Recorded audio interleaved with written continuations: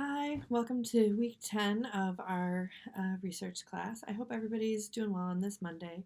I'm going to start by saying I don't know about you, but it was a rough weekend for me hearing about the violence that happened at a synagogue in Pittsburgh this weekend.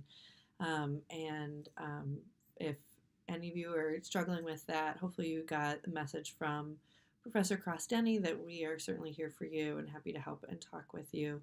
And I know that there's been a lot of difficult news over the last few, I don't know, weeks, months, years, and that you all are juggling a lot of stuff while you're in school. So just know that we're here and we're happy to help if there's anything we can do. So this week we're going to talk about two topics in class. We're going to talk about sampling and we're going to talk about single subject design.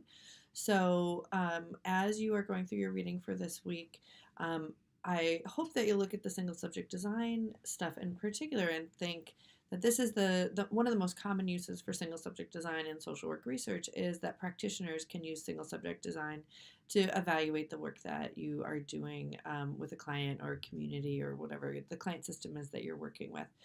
So I'm hoping that you'll read that info and think a little bit about how you might apply that to your practice. The sampling content that you're going to get this week can sometimes be a little bit overwhelming. There's a lot to sampling. The important thing to really focus on are the differences between probability sampling and non-probability sampling. So probability sampling is sampling where there's an equal opportunity for every potential person who might be included in the study to get included. And so random sampling is the most common kind of that, which essentially is the idea that anybody who might be in my study, I would put all their names in a hat and then pull the names out at random, right? And that's random sampling. And there are some other more fancy ways of doing random sampling and probability sampling, but that if you think about that, that's the key to probability sampling. Non-probability sampling is where all of the potential people in my study don't have an equal chance of being involved. So if I'm really interested in studying social work students and I study my students who are in my class, I study you all, not every social work student in the country has an equal opportunity of being in that study. And so that's a non-probability sample. We call that a convenience sample because it's convenient for me to study you all. So as you're going through sampling, again, you're going to get a lot of terminology. I would probably recommend that you make a list of the terms in this chapter. And if there's any that are really just not working for you and you have a question about reach out and I'll be happy to let you know. So your assignments for this week are the sampling chapter in the book and the single subject design chapter in the book. If you have the most recent edition, that's chapters 9 and 10. And if you have the older edition, it's chapters 11 and 12, but it's pretty much exactly the same content in both. There's also a video about sampling on Blackboard for you. It's about 8 minutes long. It's really fast. And again, because can get just a little bit technical in how we talk about sampling, I really highly recommend it. I think it's a good resource for you.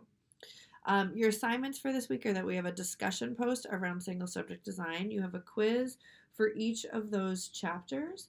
And also, if you haven't gotten a go ahead from me from last week's discussion about measurement, now is a good time to go back and check on the measurement discussion and make sure that that's all taken care of. The other thing I just want to highlight is that next week your first draft of your lit review is due. And that's a first draft that you are going to submit, and then you're going to have some opportunity to review a classmate's draft and give them some feedback.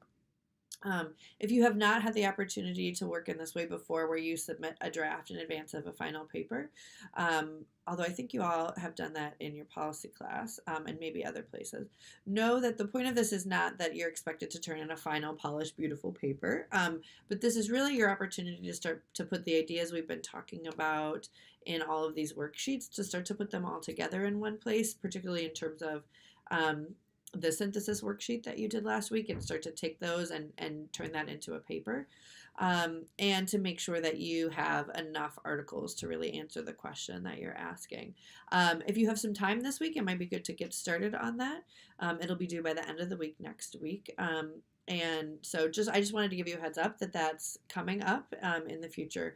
And depending on what next week looks like for you, if you've got more free time this week than you do next week, now might be a better time to work on that. So the single subject design is due by Wednesday. The quizzes are due by the end of the week. Checking back on the measurement discussion from last week, you can do it at any point, but it needs to be finished by the end of this week so we can move on. And that lit review is due Sunday of next week, right? So it's due in 13 days from today. Whew, good math. If you've got any questions, let me know. I am going to dig through my sampling resources and see if there's some more that I could put up that would be helpful. And if I find something good, I will do that over the course of the week. So please don't hesitate to reach out if you have any questions. And I am looking forward to reading your single subject design discussions and moving on to the next phase. All right. Have a good week. Take care. Bye-bye.